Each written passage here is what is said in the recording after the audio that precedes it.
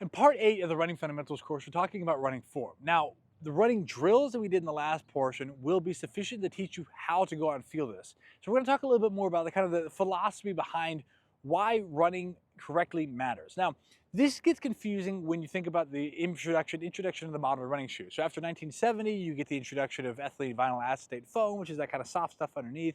It makes athletic shoes affordable and comfortable so you can go run and the people start running in mass.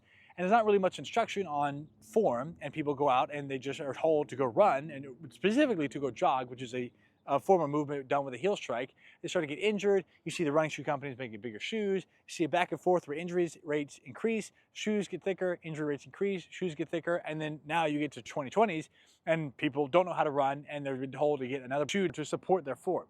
And it's confusing because we think, well, how am I supposed to run? How do people run before shoes? This is why we focus on the running form and the foundation first. The requisite strength to be able to run, the tissue capacity to be able to stretch, the plyometric capacity to be bouncy, those form the capacity for your body to be able to support its own weight across distance. Then the running drills, ankling, single leg bounding, backwards running, teach you the actual aspects of running. And the running emerges from that. It is an emergent art that is a part of human movement. We can, of course, add shoes. And shoes are valuable because they do buffer the impact. The problem is that shouldn't change the underlying function of the foot. If you go in heel strike, all that force goes into your bones and in passive tissue and absorbs, and that leads to injury, and that's not a healthy place to be. If you land on the forefoot, then a cue I always use is land as much surface area on the ground as possible without your heel contacting first. You then spread the force, the rate of force onset, and what tissues absorb the force, you spread that out, and you end up with effectively zero transient absorbed force in the body. Now, that only happens if you have the foundation and you can run correctly. Running is really, really simple. You just build into the drills, the ankling, backwards running, single leg bounding. Those are going to train the actual capacities you need. And you keep this mantra of light and bouncy in your mind. You stay fluid, you move from the spine, and you land on the forefoot. Now people are getting confused. Well, why do some people heel strike? Why do the top runners heel strike? Well, they can do it with shoes. I challenge anybody to go out and run go heel strike without shoes and see how it feels.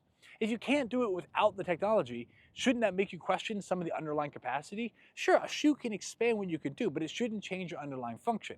And so when you go run and you focus on the art of running, which is moving well according to your body's capacity, you end up in a place where you're not going to get injured because your single focus is on how well I can go and absorb force and produce a directional output. I want to go from here to there. The reality is that running is a negotiation between you, your body, and the surface, meaning your body has to be able to deal with the constraints of how far you're going and as well as what you want to do from a goal perspective.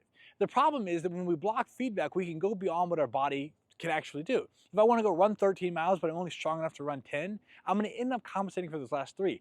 That's where the injury happens. So you use the feedback of feeling the ground and developing a capacity for plyometrics and strength and using the drills to know that you have a ceiling, a threshold that you can work, and anything underneath that you're good. That's where you start to stay in injury-free running. That's where you develop the foundation. You don't have to question whether or not you have the capacity to run. And that's hugely important because if you skip that and where it lets shoes compensate for the fact that you're not strong enough, whether your feet aren't strong enough, your lower legs, your Achilles tendon, your capacity to manage your own body weight relatively isn't strong enough, you end up pushing past what you have the capacity to do. So I'm not saying running with shoes is bad. I'm just saying that's a second, it's an addition. And if you focus on building the foundation first with your strength, your tissue capacity, your plyometric ability, then you'll never get injured because you're in that sub-threshold capacity and it feels easy. And this is important because we have to focus on setting constraints for our running. For example, if you were to go and bench press and you get to the point where you fatigue and you fail and you lower the bar down, you can't get it back up, you're stuck. So you have to be mindful that I can't push past what I'm able to do. But running, there's a lot of passive built-in mechanisms that allow us to focus on just continuing to take the next step forward while scaling the distance to look for prey or for carrying things or doing other stuff, that we can kind of get stuck in this grind mode or we can push past our threshold. If we haven't built up the requisite foundation to be able to manage that, we end up grinding past what our body's able to do and we start to push into passive tissue. That's where our knees start to wear down and our body starts to feel beat up and stiff and hurt. So you have to focus on setting constraints. I'm not saying you can't run with shoes. I think they're a valuable aspect to add on to it, but it is important you start off and focus on the quality and let the feedback, get as much feedback as you can to build up the strength. And then you just focus on simple cues. Active lift from the knee, passive fall down, land on the forefoot with the heel lifted off the ground, light and easy, you're hitting the ground, you're fluid and you're moving from the spine. And the one last piece is that when you are running, You don't have to stay stuck in this one little two-dimensional plane. You can turn and shuffle, you can go backwards, you can do karaoke, you can move and change the direction. Because when we get stuck in the static position over and over and over again for miles and miles and miles on end, our body gets stiff. What I want you to think about is, if you start to feel stiff, if your feet start to cramp up, if your body starts to feel like it's not at a point where it feels good to run anymore, that's when you can shake things up. You can always walk, to turn around and change the direction. You can change the elevation. You can pick your knees up.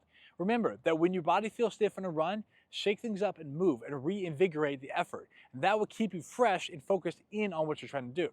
So to summarize, all we're focused on in learning to run well is the art of running. The competitive aspect and the sport and the shoes and all the stuff that support you going after an ego-driven task goal, that's something else, which is important, but it can't happen healthfully if you don't build it on top of a strong foundation. And we'll talk about that in the next video, where we talk about adding volume and increasing your running capacity safely.